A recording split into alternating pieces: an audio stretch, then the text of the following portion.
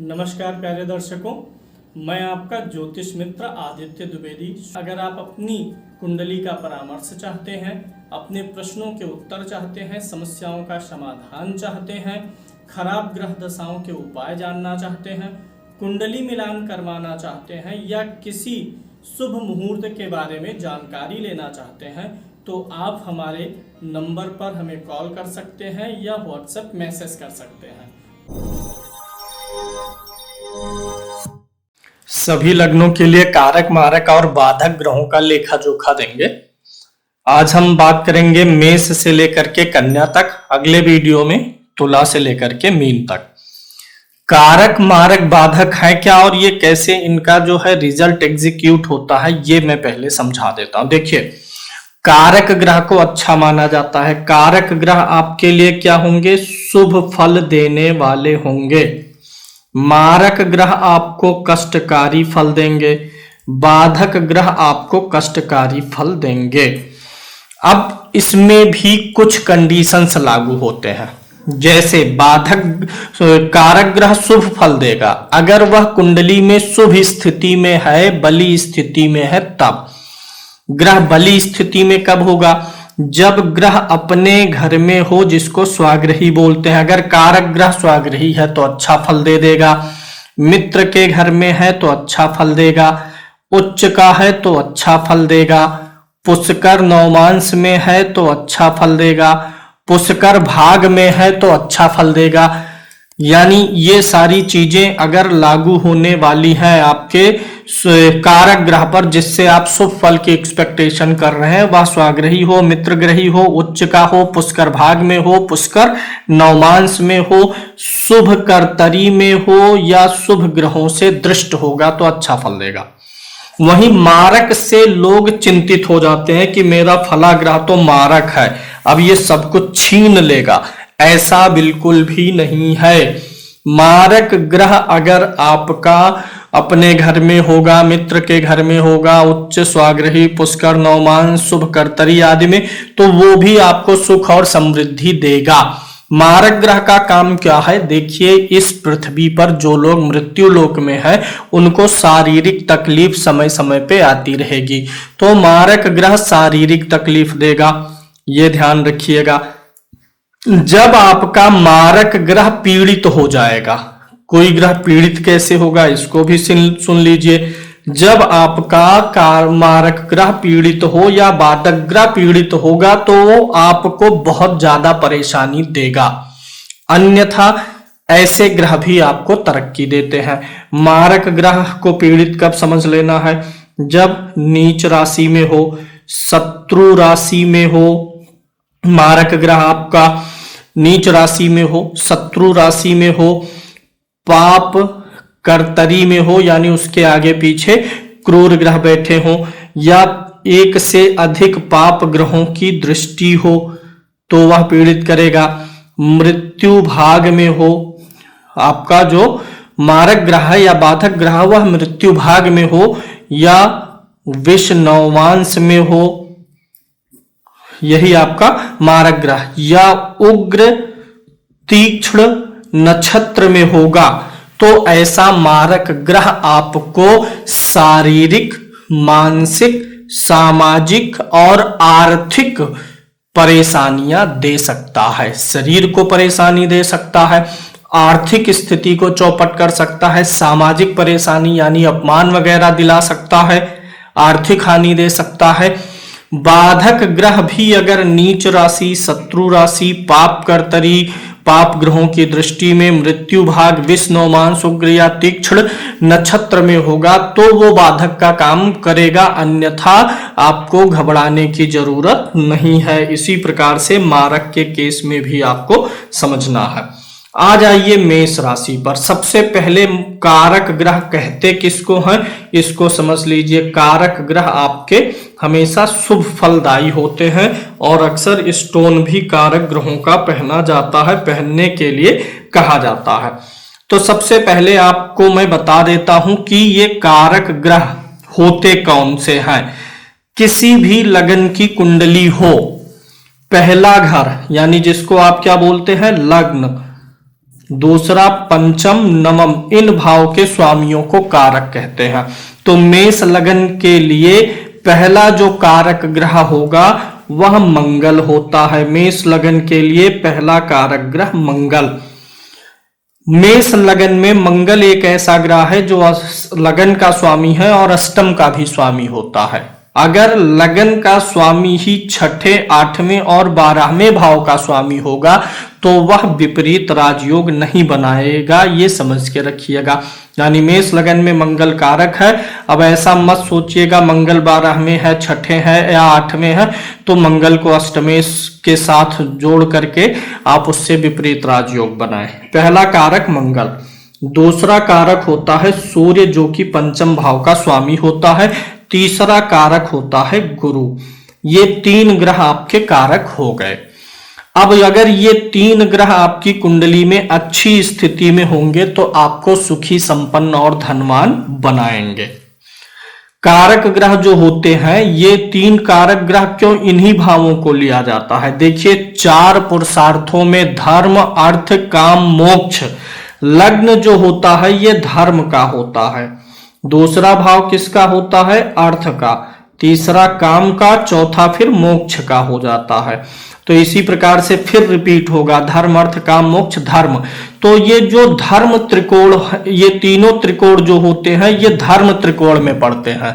इसलिए धर्म त्रिकोण के स्वामी जो होते हैं कारक माने जाते हैं, क्योंकि जिसके जीवन में धर्म है, जो व्यक्ति अपने धर्म का, स्वाधर्म का पालन कर रहा है, अपने कर्तव्यों का, दायित्वों का निर्वहन करता है, उसी हिसाब से उसके ये तीनों कारक ग्रह उसको बाय बर्थ मिलते हैं। तो ये 3 आपके हो गए कारक ग्रह। मारक की बात करते हैं। तो मारक जो होता है, मारक का पहले कॉन्सेप्ट समझ लीजिए कि सबसे प्रबल मारक कौन सा बनता है। कभी कभी ऐसा होगा, मारक भाव तो दूसरा और 7वां है ही, दूसरे भाव और 7वें भाव को मारक भाव बोलते हैं। लेकिन बहुत बार ऐसा होगा, जो लोग वीडियो फॉरवर्ड करके देखेंगे वो आगे जब यहाँ पर वृषभ, मिथुन, सिंह पे पहुंचेंगे तो चीजें उनको समझ में नहीं आएंगी। वो यही चीज कमेंट करके पूछेंगे जो अभी मैं बताने चल रहा हूं। बहुत बार ऐसा होगा कि द्वितीय और सप्तम में से जो भी ग्रह मारक बनेगा वह लगन का मित्र हो जाएगा। द्वितीय भाव और 7वां भाव मारक है। बहुत बार ऐसा होगा, द्वितीय भाव का या तो स्वामी लगन का मित्र होगा या 7वें का मित्र होगा। द्वितीय और 7वें में से भाव का स्वामी जो लगन का मित्र हो जाएगा वह आपके लिए अशुभ नहीं है, वह मारक फल अपना खत्म कर देगा। तो प्रबल मारक जाने कैसे? जन्म कुंडली में दूसरे भाव, तीसरे भाव, छठे भाव, 7वें भाव, 8वें भाव, एकादश भाव और द्वादश भाव, इन भावों में से जो ग्रह 2 भाव का स्वामी होगा वह मारक होगा। प्रबल मारक भी बोल सकते हैं। तो मेष लगन के केस में शुक्र द्वितीय और 7वें भाव का स्वामी है, यानी इन भावों में से जो ग्रह 2 बार रिपीट होगा वो प्रबल मारक हो जाता है। यहां पर द्वितीय और 7वें का हो गया स्वामी शुक्र। तो इनके लिए, मेष लगन के लिए कारक मंगल, सूर्य, गुरु और सबसे प्रबल मारक कौन सा ग्रह हुआ? शुक्र हुआ। इसके अलावा आपको यह भी देखना चाहिए कि कोई क्या और भी ग्रह है जो इन भावों में से रिपीट कर रहा है कि नहीं कर रहा है। मेष लगन में अगर आप बुध को देखेंगे तो तीसरे और छठे भाव का भी ये स्वामी हो जा रहा है। तो मेष लगन में जो सबसे प्रबल मारक होगा एक तो शुक्र होगा और इसके साथ में कौन आएगा? बुध आएगा। अब अगर ये शुक्र बुध इन कंडीशन में होंगे तो आप ये समझ के रखिए कि ये आपको पीड़ित करके, तंग करके रख देंगे। बाधक की बात करते हैं। देखिए 3 प्रकार के लग्न होते हैं। कैसे कैसे? चर, स्थिर, द्वि स्वभाव, ये 3 प्रकार के लग्न होते हैं। तो जिनका भी चर लगन होता है उनके लिए बाधक ग्रह कौन सा होगा? जो एकादश भाव का स्वामी होगा या एकादश भाव में बैठा ग्रह होगा। अगर आपका कोई कारक ग्रह एकादश में बैठेगा तो वो बाधक का काम नहीं करेगा।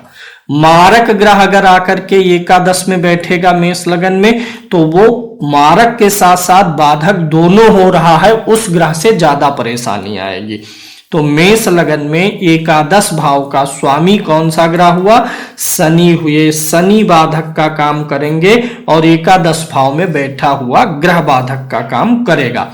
इसमें भी कंडीशन ये है कि अगर ग्रह नीच, शत्रु राशि, पाप कर्तरी, पाप ग्रहों से दृष्ट है, मृत्यु भाग, विष नवमांश, उग्र या तीक्ष्ण नक्षत्र में है, तो अपनी दशा अंतरदशा में आपके जीवन में बाधाएं डालेगा। और अगर जो ग्रह मारक आया है वही एकादश भाव में आपकी कुंडली में, यानी आपके कुंडली में बुध, मेष लगन में बुध या शुक्र एकादश भाव में है, तो इसे आप बहुत तगड़ा बाधक ग्रह समझ सकते हैं। अब बात कर लेते हैं वृषभ लगन की। वृषभ लगन के लगन में शुक्र की राशि होती है, तो पहला कारक इनके लिए कौन सा ग्रह हो जाएगा? वृषभ लगन के लिए शुक्र। अब ये शुक्र की राशि छठे भाव में भी पड़ रही है।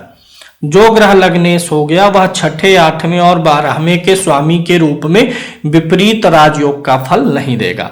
तो यहाँ पे शुक्र विपरीत राजयोग का फल नहीं देगा। आ जाइए दूसरे कारक पर। पंचम भाव का स्वामी कौन सा ग्रह होता है? बुध वृषभ लगन में, तो बुध कारक हो जाएगा। और नवम भाव का स्वामी कौन होता है? शनि। शनि वृषभ लगन में परम कारक होता है। तो ये 3 ग्रह हो गए आपके कारक। मारक की बात करें तो इसी नियम पे चलिए। कौन सा ग्रह दूसरे, तीसरे, छठे, 7वें, 8वें, 11वें, 12वें में से 2 भाव का स्वामी है? जज करिए। एक तो मंगल है, सप्तम और द्वादश का स्वामी। तो इस वृषभ लगन में मंगल प्रबल मारक हो जाता है। जिस प्रकार से मेष में शुक्र प्रबल मारक है, उसी प्रकार से मंगल के लिए शुक्र हुआ तो शुक्र के लिए मंगल भी प्रबल मारक हो जाता है। दूसरा, गुरु को देख लीजिए। गुरु अष्टम और एकादश, यहाँ पर 8 और एकादश 2 भाव लिखे हैं, इन दोनों भावों का भी स्वामी है। तो दूसरा जो प्रबल मारक बनेगा वो कौन सा ग्रह बनेगा? गुरु। अब मारक से तात्पर्य क्या है? वृषभ लगन के लोगों को बर्बाद करने की क्षमता किसमें है? मंगल में और गुरु में। आबाद करने की क्षमता किसमें है? शुक्र में, बुध में और शनि में। अब अगर ये मारक जो आए, जो बर्बाद कर सकते हैं, अगर ये इन कंडीशन में आ गए जो अभी मैं ऊपर बोल चुका हूं, तो समझिए ये आपको बर्बाद कर सकते हैं। वही कारक ग्रह अगर इन कंडीशन में आ गए, शुभ अपनी राशि में हो, उच्च के हो, मित्र के घर में हो, पुष्कर भाग में हो, पुष्कर नवमांश में हो, मृदु नक्षत्र में हो, शुभ कर्तरी में हो, शुभ ग्रहों के दृष्टि में हो, तो कारक ग्रह आबाद करके रख देंगे। बाधक देख लेते हैं। चर लगन में एकादश भाव में बैठा ग्रह या स्वामी, स्थिर लगन में नवम भाव में बैठा ग्रह या स्वामी। तो वृषभ लगन के लिए बाधक ग्रह वह होगा जो नवम भाव में बैठा हुआ ग्रह होगा। तो यहां पर क्या है कि अगर मंगल और गुरु बैठे हुए हो वृषभ लगन में नवम भाव में, चूंकि ये मारक भी है, अगर मारक ग्रह ही आकर के यहां बाधक भाव में बैठेगा तो वह बहुत ही अशुभता फैला सकता है। वृषभ लगन के लिए नवम भाव में बैठा हुआ ग्रह, अब यहां पर शनि नहीं होगा बाधक, याद कर लीजिएगा। अगर ग्रह कारक है, कुंडली में परम कारक है, तो वह बाधक का काम नहीं करेगा। शनि महाराज बाधक का काम जब इन कंडीशन में होंगे तभी करेंगे। कोई भी ग्रह बाधक तभी होगा, भले ही एकादश भाव में मेष लगन में कोई ग्रह बैठा है तो वो सिर्फ बैठने से बाधक नहीं हो जाएगा। 2 कंडीशन है, एकादश भाव में या तो मारक ग्रह बैठा होगा तब वो बाधक का काम करेगा, अन्यथा कोई दूसरा ग्रह है तो उसके ऊपर ये सारी कंडीशन लागू होनी चाहिए तब वो बाधक का काम करेगा। तो वृषभ लगन के लिए नवम भाव में बैठा हुआ ग्रह, अगर वह बुध, शुक्र, शनि है तो नहीं, अन्यथा अन्य कोई ग्रह बैठे हैं तो बाधक है। मंगल और गुरु अगर नवम में है तो सबसे प्रबल बाधक है। मिथुन लगन के लिए बात कर लेते हैं। हाँ, मेष लगन का स्वामी मंगल होता है, वृषभ लगन का स्वामी शुक्र होता है। मिथुन लगन का स्वामी कौन सा ग्रह होगा? बुध होगा। तो मिथुन लगन के लिए पहले कारक छांटिए। लगन का स्वामी कौन सा ग्रह है? बुध। अब ये बुध क्या हो जाएगा? सबसे प्रबल कारक हो गया। पहला कारक और प्रबल कारक बुध महाराज हो जाएंगे। दूसरा, पंचम भाव में किस ग्रह की राशि है? शुक्र की। तो मिथुन लगन के लिए दूसरा कारक ग्रह कौन सा होगा? शुक्र। तीसरा कारक ग्रह कौन सा होगा? शनि होगा। अब यहां पर वृषभ लगन के लिए देखिएगा जरा, वृषभ लगन के दूसरे भाव का स्वामी कौन सा ग्रह है? बुध। और यही बुध पंचम का भी स्वामी है, तो वृषभ लगन के लिए बुध मारक भी हो गया, कारक भी हो गया। यही चीज मैं आपको पहले समझाया हूं कि बहुत बार ऐसा होगा जो मारक भाव द्वितीय और सप्तम है, अगर उसका स्वामी लगन का मित्र हो जा रहा है तो उसे कारक के रूप में काउंट करिए। मारक के लिए ये पद्धति पराशरी सिस्टम में बताया गया है। अब आगे मिथुन लगन में 3 कारक आपको बुध, शुक्र और शनि मिल गए। मारक ढूंढिए। मारक में पहला जो मारक सबसे प्रबल बनता हुआ दिखेगा वह मंगल बनेगा। मंगल छठे भाव और एकादश भाव का स्वामी होगा। 2 अशुभ भावों, क्रूर भावों का स्वामी होने के नाते मंगल सबसे प्रबल मारक होगा। दूसरा, द्वितीय भाव और सप्तम भाव मारक है ही।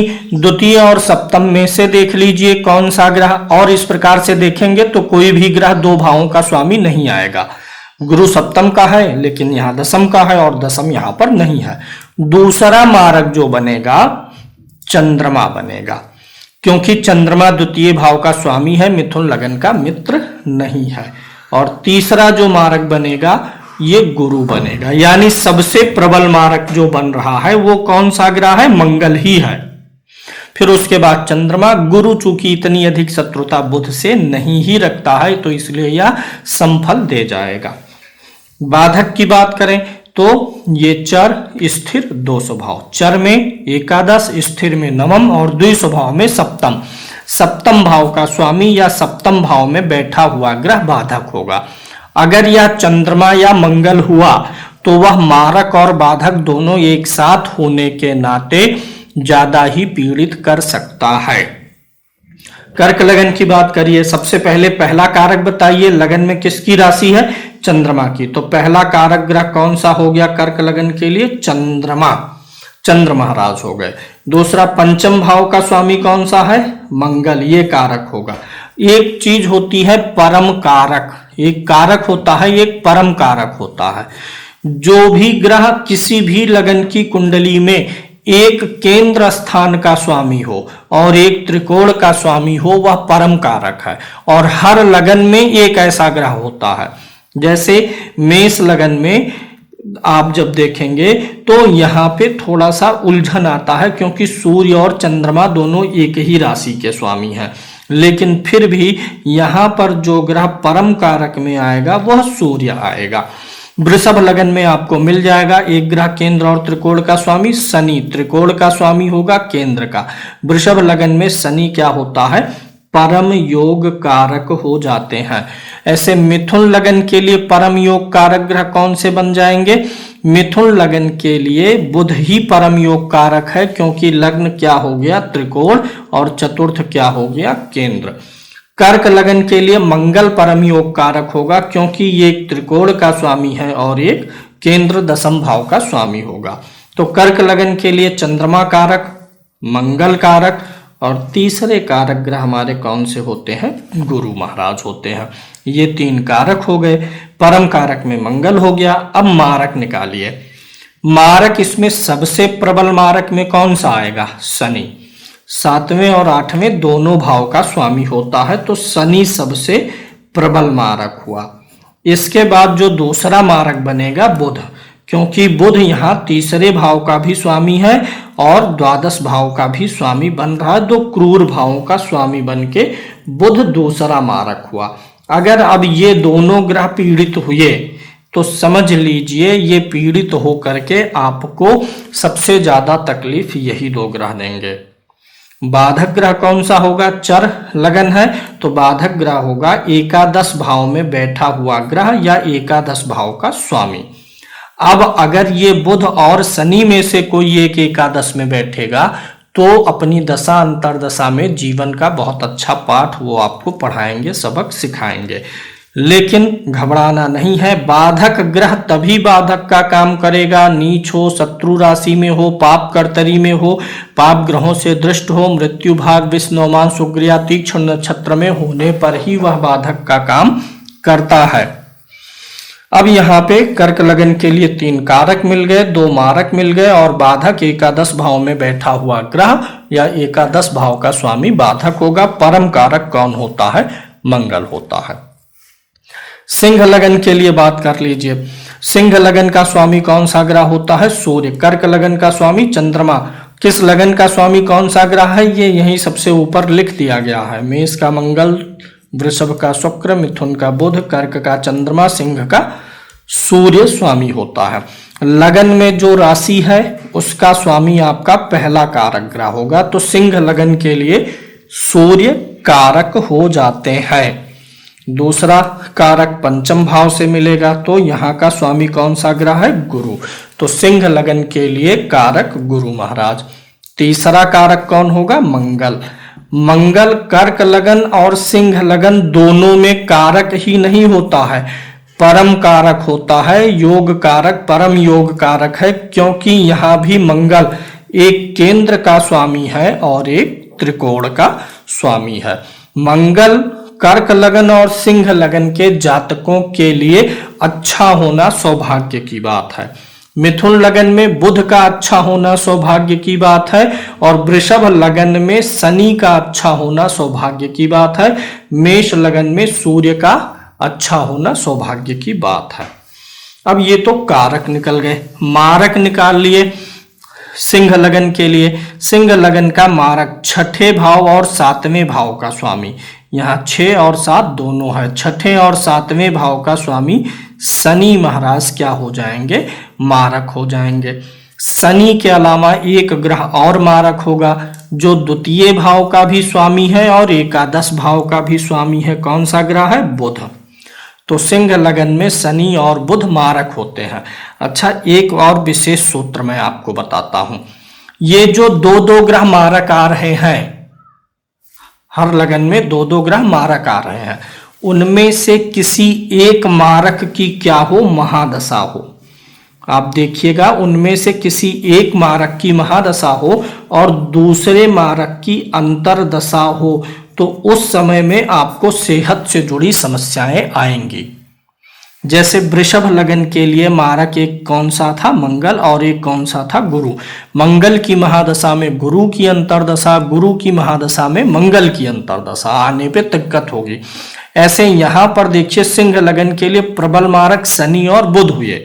बुध की महादशा हो, शनि की अंतरदशा हो, या शनि की महादशा हो और बुध की अंतरदशा हो, तो बहुत ज्यादा परेशानियां सेहत से जुड़ी आ सकती हैं। आगे अब बाधक देख लीजिए। लगन कौन सा है? स्थिर। पहली लगन चर स्थिर द्वि स्वभाव, चर स्थिर द्वि स्वभाव, ऐसे क्रम चलता है, तो ये स्थिर है। चर में कहाँ होता है? एकादश भाव में। स्थिर में कहाँ होता है?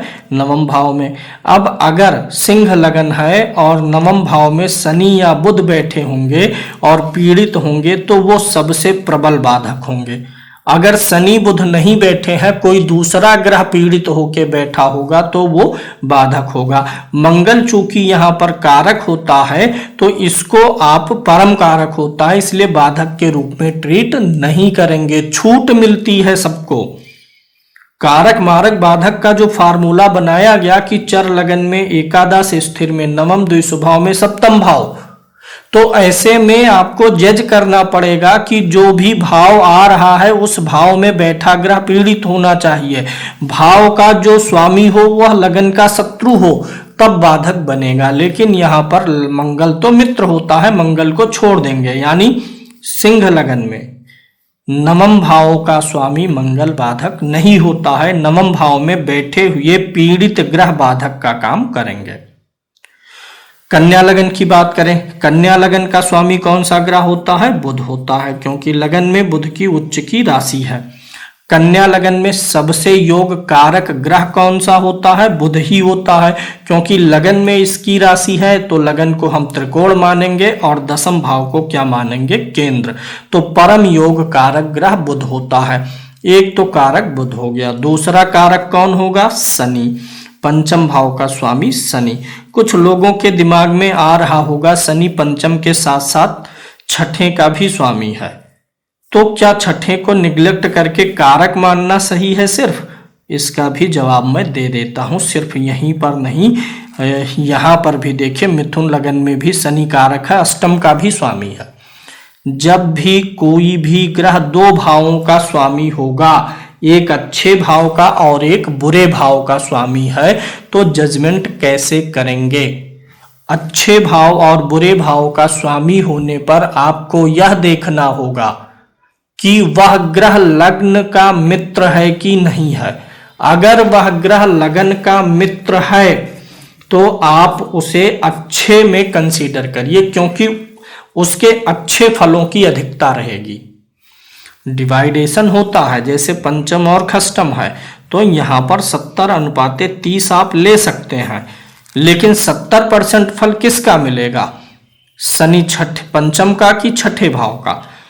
अब आपको यहां देखना पड़ेगा, शनि लगन का अगर मित्र है तो अच्छे का परसेंटेज अधिक रहेगा, लगन का शत्रु होगा तो बुरे का परसेंटेज अधिक होगा। तो शनि यहां पर दूसरा कारक, और तीसरा कारक कौन सा ग्रह होने वाला है? शुक्र। ये तीन ग्रह कारक होते हैं। इसमें परम कारक कौन हो गया? बुध हो गया। मारक के बारे में बताइए। मारक तो एक तो प्रबल मारक हो जाएगा मंगल। ये प्रबल मारक मंगल कैसे हुआ? क्योंकि मंगल तीसरे और आठवें दो क्रूर भावों का स्वामी है। मैं यहीं पर स्टार बना देता हूं। किन किन भावों को लेना है?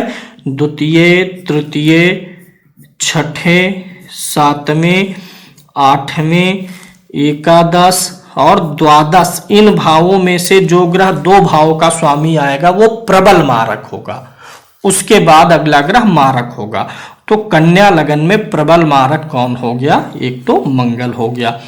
दूसरा देखिए कि कौन सा ग्रह इनमें से दो भावों का स्वामी है? शुक्र तो होगा नहीं, गुरु भी नहीं होगा, शनि नहीं होगा, मंगल था, हो गया। चंद्रमा और सूर्य में से डिसाइड करना है, तो 12वां भाव तटस्थता की भूमिका में जाता है, चंद्रमा यहां पर बनेगा। तो दूसरा जो मारक बनेगा वो चंद्र महाराज बनेंगे। सबसे प्रबल मारक कौन से होंगे? मंगल। उसके बाद नंबर आएगा चंद्रमा का और फिर गुरु का नंबर आएगा, क्योंकि गुरु महाराज जो हैं, कन्या लगन है, द्वि स्वभाव का लगन है, तो गुरु महाराज 7वें भाव के स्वामी होंगे, तो मारक भी होंगे। और चूंकि ये द्वि स्वभाव लगन है तो 7वां भाव ही किस में आएगा? बाधक में। तो गुरु मारक और बाधक दोनों स्थितियों में आ जाता है। तो इसीलिए कन्या लगन में गुरु को केंद्राधिपति दोष भी अधिक लगता है। तो कन्या लगन में मारक एक मंगल, एक चंद्रमा और एक गुरु। सबसे ज्यादा मारक मंगल, फिर उसके बाद गुरु, फिर उसके बाद चंद्रमा की स्थिति बनती है। तो ये कारक, मारक और बाधक ग्रहों का विवरण 6 लग्नों के लिए मैंने बता दिया है। अब कुछ लोगों के मन में सवाल आएगा कि अगर मारक ग्रह मेरा पीड़ित है, बाधक पीड़ित है, तो उपाय क्या करें? पीड़ित है तो वो आपको पीड़ित करेगा। जैसे कोई भी किसी व्यक्ति को गुस्सा लगी हो और आप उसके संपर्क में जाएंगे तो गुस्सा उसको लगी है तो क्या करेगा? आपकी बातों, आप अपनी बातों से, अपने व्यवहार से आपको जला देगा। कोई प्रसन्न है तब उसके पास जाएंगे तो प्रसन्नता का व्यवहार मिलेगा। ऐसे जो ग्रह खुद पीड़ित है वह हमें पीड़ित ही करेगा। तो पीड़ित ग्रह जो अशुभ फल दे रहा, उसकी वस्तु का दान करिए, उसके मंत्रों का जप करवा के हवन करवा दीजिए।